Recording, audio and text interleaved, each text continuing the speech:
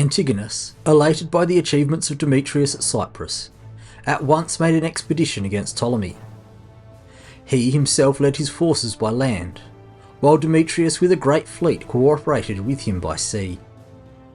How the enterprise was to issue, Medius, a friend of Antigonus, was warned by a vision in his sleep. He dreamed, namely, that Antigonus himself, with his whole army, was competing in a race over the course and back. He ran vigorously and swiftly at first. Then, little by little, his strength failed him, and at last, after he had made the turn, he became weak, breathed heavily, and with difficulty made the finish. And conformably to the vision, Antigonus himself encountered many difficulties by land, and since Demetrius also encountered a great storm and a heavy sea, and was cast upon a rough coast which had no harbours, losing many of his ships, he returned without accomplishing anything. In this way, Plutarch, usually one to praise the prowess of the Antigonids in military matters, summarises their disastrous campaign against Ptolemaic Egypt in late 306. Welcome back to the Research Project History. Today we're taking a look at the Antigonid campaign in Egypt in the closing days of 306. Following the celebrated victory by Demetrius at Salamis, where he soundly crushed the Ptolemaic army and sent it scurrying back to Egypt, and the assumption of the kingship by Antigonus and his son, the winter of 306-305 should have been one to enjoy for the Antigonid camp. However, in the closing days of the autumn of 306, an attempt to further expand their realm and eliminate a rival would cost the Antigonids dearly. Following Demetrius' crushing victory over Ptolemy, Antigonus his father looked to press home his advantage and oust the weakened Ptolemy from Egypt. Having declared himself and Demetrius kings, in his view now was the time to act and consolidate their position, especially as he was now approaching 80, overweight and not in particularly good health. He had limited time to secure his legacy. Just as important as legacy was legitimacy, and victory in battle was an integral component in the ideology of early Hellenistic kingship. It served as confirmation of a king's suitability for the role, and was seen as a demonstration of the approval of the gods. However, the gods appeared indifferent to the Antigonids' next endeavour. Despite the recent victory in Cyprus, not everything was going well for Antigonus, with one of his younger sons, called either Philip or Phoenix or a combination of the two, dying, and Antigonus buried him with royal honours. He summoned Demetrius from Cyprus, where his elder son had been enjoying the spoils of victory, and massed their combined forces in Antigonia, the new capital he had built for himself in Syria. The scale of Demetrius' victory at Cyprus had been staggering, and Antigonus wanted to press home his advantage before Ptolemy could recover. Antigonus and Demetrius planned an all-out attack on Egypt by land and sea, with the monstrous army they had assembled, larger than anything Alexander the Great had commanded. 80,000 infantry, approximately 8,000 cavalry, and 83 elephants marched south from Syria by land, while 150 warships under the command of Demetrius, with their 40,000 crew, along with a further 100 transport ships carrying weaponry, shadowed the army's route down the coastline. When some of the more experienced seamen thought it necessary to heed the setting of the stellar constellation, the Pleiades, which was expected to take place in 8 days in early November, this signalled the coming of the winter for 306-305, when sea travel would become more dangerous, with the eastern Mediterranean generally regarded as dangerous from November into March. Antigonus disregarded their concerns, but he himself, since he was encamped at Gaza and was eager to limit the time Ptolemy had to prepare for invasion, decided to get a move on. He had no interest in waiting until the following spring, granting Ptolemy ample time to resupply and consolidate his defences, if at all possible. Now was the time to drive home the advantage gained at Salamis. From Gaza, he ordered his soldiers to gather for themselves 10 days' rations, and loaded on the camels, which had been gathered by the Arabs, more than 5,000 tons of grain and food for animals. Carrying his weaponry in wagons, he advanced through the wilderness towards Egypt. As for Demetrius, he gathered his ships and set sail from Gaza at about midnight. For the first few days the weather was calm, and he towed his slow-moving transports with the quicker ships. But then, in accordance with the fears of the experienced sailors, the setting of the Pleiades overtook them, and a strong north wind arose, so that many of the quadrimes were driven dangerously by the storm all the way back to Raphia, a city only 1 day's march south of Gaza. This city had no anchorage and is surrounded by shallow shoals. Of the ships that were carrying his weaponry, some were overwhelmed by the storm and destroyed, and others turned back to Gaza. Demetrius pressed on with the strongest of the ships, and held his course as far as a place known as Cassium, most likely at the western end of the Sabornian Lake, near the northeastern corner of the Nile Delta, to rendezvous with his father. Although the location was not very far from the Nile, it had no harbour, and with the stormy weather continuing, it was impossible for Demetrius to make a landing there. They were therefore forced to cast their anchors and ride out the storms 400 metres offshore. It was a dangerous situation. Since the surf was breaking heavily, there was a risk that the ships would become damaged, and that the crews and soldiers would be lost to the sea. However, as the shore was harbourless, the ships couldn't get closer without undue danger, and the rough conditions meant the men couldn't swim ashore. This situation must have gone on for some considerable time, as Diadochi records that the ships had run out of drinking water and would need to get to land to resupply sooner rather than later, even if it was not where they wanted to be for military purposes. Eventually the storm passed, and the army of Antigonus came up and camped near the fleet. They left the ships and recuperated in the camp while waiting for the rest of the fleet to make it. With the fleet near the shoreline further exposed to the waves, 3 more of the quinquiremes were lost, although some of the men from these swam to the shore and were saved. Once his army had regrouped, Antigonus led his army near to the Nile and camped at a distance of 400 metres back from the river. Across the river, Ptolemy had made his headquarters at Pelusium, where he waited, ready as he could be to face down Antigonus's vast army. Ptolemy, having occupied in advance the most strategic crossing points with trustworthy garrisons, sent messengers in small boats, ordering them to approach the landing place and announced that Ptolemy would pay a signing bonus to anyone who deserted Antigonus, 2 minae for each ordinary soldier and 1 talent for each officer. A minae is about 1/60th of a talent, demonstrating the disparity in the value placed on the men.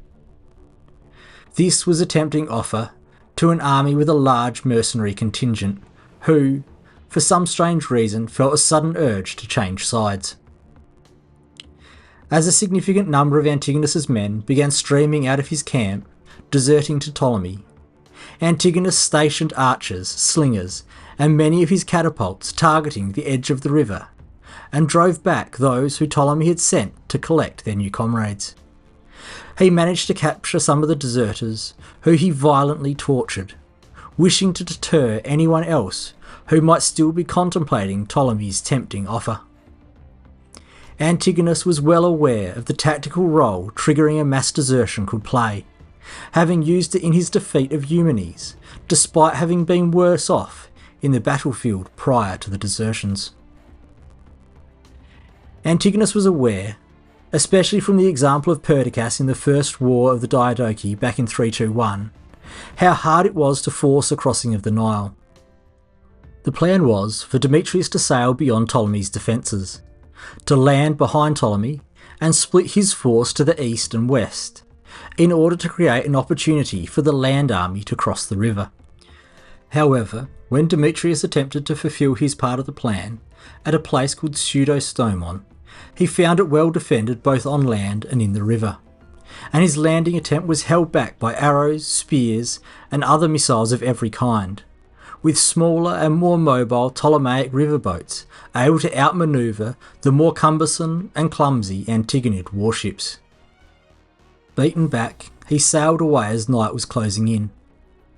Hoping to gain success by taking their strategy to an extreme, Demetrius then moved his intended landing spot to Phoeniticum, a mouth of the Nile further to the west, hoping to outflank the Ptolemaic defences.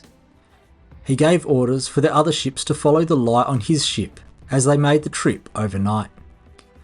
When the sun rose in the morning, the news did not improve for Demetrius, since many of his ships had managed to become lost in the night, and he was forced to wait for these and to send out search parties from those that had succeeded in following him to search for those that were lost. Given the significant delay to Demetrius's arrival, Ptolemy's lookouts had time to spot the Antigonid fleet and reinforce that location as well, and after assembling their army, Ptolemy's forces positioned it along the coastline in strong defensive positions. It turned out that the Ptolemaic defensive network was too strong for Demetrius, and he was again unable to force a landing. Having failed to make this second landing, and discovering the extent of the Ptolemaic defences, which bolstered the natural coastal defences of swamps and marshes, Demetrius retreated with his entire fleet. To make matters worse, while retreating the storm returned, and a powerful north wind struck them, causing difficult and dangerous sailing conditions. As a result of this, 3 of his quadriremes and some of his transport ships were smashed into the land and were captured by Ptolemy. Despite the difficulty, the majority of his fleet, whose crews had successfully prevented them from crashing into the coastline, managed to reach the camp of Antigonus safely. Since Ptolemy, however, had already occupied every landing place along the river with strong guards and many riverboats, all equipped with projectiles of every kind, Antigonus was in what you might call a spot of bother. His vast naval force was of no use to him, since he was unable to make a landing across the breadth of the delta, and his land force was unable to cross the Pelusiac branch due to the sheer width of the river. Compounding the military issues, and somewhat more importantly, they had spent more time than their supplies allowed. Food both for men and beasts, despite the abundant supplies that had been brought with them, were beginning to run out. And as Napoleon is reported to have said, an army marches on its stomach. Without food, it would be virtually impossible to keep fighting. This particular problem was caused in part by the enormity of the army, with over 130,000 mouths to feed, not including the horses, elephants and camels. The immense scale of the provisions and logistics required to supply them caused real problems, and Antigonus may have been better off invading Egypt with a smaller but better supplied army. As the food dwindled and no gains were being made, the voices of discontent were beginning to rise in the camp. Antigonus, wanting to quell these complaints, and well aware of Perdiccas's fate when in a similar position, called together the army and his officers and laid before them the question whether it was better to remain and continue the war, or to cut their losses and return to Syria for now, and launch an invasion when they had more time to prepare, and when the Nile would be lower. His men had little interest in staying the course, and all were inclined towards the quickest possible withdrawal. This time Antigonus listened to the opinion of his men, and he commanded the soldiers to break camp and beat a speedy retreat to Syria, with the whole fleet under Demetrius again shadowing them along the coast. After the departure of his enemy, Ptolemy threw a celebration, and, when he had made a thank offering to the gods, he entertained his friends lavishly. He also wrote to Seleucus, Lysimachus and Cassander about his successes, and about the large number of men who he had succeeded in convincing to desert to him, and having finished his second struggle for Egypt, was now convinced, or at least wanted to convince others, that the country was rightfully his as a prize of war, a legitimate claim in the Hellenistic age. The campaign led by Antigonus Monophthalmos and his son Demetrius to invade Egypt is one of the critical turning points in the wars of the Diadochi, as the Antigonids began their fall from the peak of their powers. There is significant debate as to where the blame for such a failure should be allocated. Factors in the debate include strategy, logistics, geography, as well as the personalities of the leaders. Both Antigonus and Demetrius have faced critiques regarding their leadership during the campaign. Antigonus is accused of strategic overreach, attempting an invasion that may have been ill-conceived from the outset. His advancing age, about 76 at the time, may have affected his judgment and physical capability to lead such an ambitious military endeavour. Robin Waterfield, in Dividing the Spoils, the War for Alexander the Great's Empire, page 147, suggests that Antigonus should have now retired from active battle duty, as he no longer possessed the vim and vigour required for active battlefield leadership. Demetrius's performance as naval commander also draws criticism. The inability of his fleet to execute effective landings beyond the Ptolemaic Nile disrupted Antigonus's overarching strategy. He cannot take all the blame for this ineffectiveness, as the adverse weather conditions and violent storms which hampered naval operations were a known and likely risk from the outset. While these environmental factors were beyond his control, the extent of the difficulty of the geography for an invading army was quite possibly an unknown factor to the Antigonids prior to the invasion. One of the primary causes of failure lies in what Jacob Siebert criticises as faulty strategy and overall planning of the campaign. Antigonus's decision to march across the Nile Delta towards Alexandria was fraught with logistical difficulties inherent in the region's complex geography, marked by numerous streams, canals and marshes. This terrain significantly hampered the movement of large armies and rendered supply lines vulnerable, giving Ptolemy almost countless defensive positions to fall back on. Siebert argues that Antigonus should have instead targeted Memphis to the south at the base of the delta, which would have required only a single but major river crossing, as later demonstrated by the successful invasions of Antiochus IV Epiphanes and Mithridates of Pergamon. If the overall strategy is to blame, then Antigonus is the one to bear the primary responsibility for the failure of the campaign. Taking a slightly different position, Richard Billows in Antigonus the One-Eyed and the Creation of the Hellenistic State, page 163 to 165, has the opinion that Antigonus aimed primarily to eliminate Ptolemy's main army concentrated on the far side of the Ptolemaic branch of the Nile, and it would have then made sense to follow that branch south to Memphis, before taking a western branch back north to Alexandria.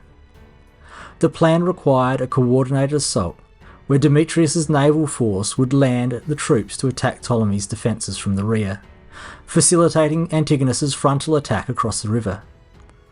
When this plan was met with failure, and the conclusion was reached that an opposed naval landing would be virtually impossible, the possibility for Antigonus to launch a cross-river attack on Pelusium became severely limited. If this is the case, the inability of Demetrius's fleet to secure a successful landing then is the primary cause of the failure of the campaign. The blame needs to be balanced. Egypt, especially with the military technology of the time, was always going to be a tough nut to crack. The environmental and geographic conditions confronting the Antigonids during the campaign were unfavourable to say the least. The Nile was in its flood stage from late May, June through to September, and in early November was still a formidable barrier for anyone wanting to cross against a defended position. Additionally, sailing in the eastern Mediterranean outside the sailing season posed risks, with dangerous conditions from November through to March, limiting the effectiveness and increasing the difficulty of naval operations. Demetrius, who often receives the lion's share of the blame for the failure of their campaign, was in the circumstances dealt a hand that had little chance of success. Less attention has been given to the efficacy of the Ptolemaic defensive strategy. His river fleet, which outmanoeuvred the larger triremes and quadremes in the narrower waterways, proved to be drastically effective. The savvy use by Ptolemy of Egypt's natural fortifications to bolster the military defences rendered the territory nearly impregnable when a determined defence was employed. Ptolemy's role in the failure of the invasion cannot be overstated. His strategic foresight in fortifying Egypt and maintaining strong defensive positions along the Nile created formidable obstacles for the Antigonid force. Along with this, Ptolemy's ability to maintain popularity among both his troops and those of other Macedonian leaders, despite the recent difficulties he had been through, made him a resilient and dangerous adversary. His successful defence against Perdiccas's earlier invasion set a precedent for how to repel incursions on his territory, leveraging natural defences and undermining the military leadership of the opposing force. His use of the river craft to control the Nile, combined with his capacity to exploit the vulnerabilities of invading forces, highlight his strategic acumen. The psychological impact of Ptolemy's prior victories, particularly against Perdiccas, may have influenced Antigonus's army's morale, contributing indirectly to the campaign's failure. Another aspect of the failure of this campaign is the opportunity cost for Antigonus, and what he could have accomplished elsewhere while Ptolemy was hiding away in Egypt licking his wounds following the Battle of Salamis, and it was highly unlikely that he was about to go on the offensive. By recalling Demetrius from Cyprus and not returning him to his prior role, establishing an Antigonid foothold in Europe, Antigonus potentially lost his best chance to consolidate control over the Greco-Macedonian homelands. This diversion of resources and attention to the Egyptian campaign weakened his overall position in the struggle for dominance amongst Alexander's successors. The campaign's failure also had repercussions for Antigonus's reputation and prestige. Though material losses were minimal, given the vast scope of his resources, reputational damage was significant. It exposed vulnerabilities in Antigonus's leadership and strategic judgment, and may have encouraged his rival Diadochi to challenge his authority more aggressively. In conclusion, the failure of Antigonus's invasion of Egypt resulted from a coming together of strategic miscalculations, geographical challenges, weather conditions, and Ptolemy's effective defences. While Antigonus and Demetrius bear responsibility for specific tactical and strategic errors, the external factors and the formidable resilience of Egypt under Ptolemy were equally decisive. For me, Antigonus as the architect of the invasion and its strategy bears primary responsibility for its failure. But that's just my opinion, and you may well see things differently. Let me know what you think in the comments. That's all for this one. Next time we'll be taking a look at Demetrius' invasion and siege of Rhodes. As always, key sources I've used are listed in the description of the video. Thanks for joining me, and I'll see you next time.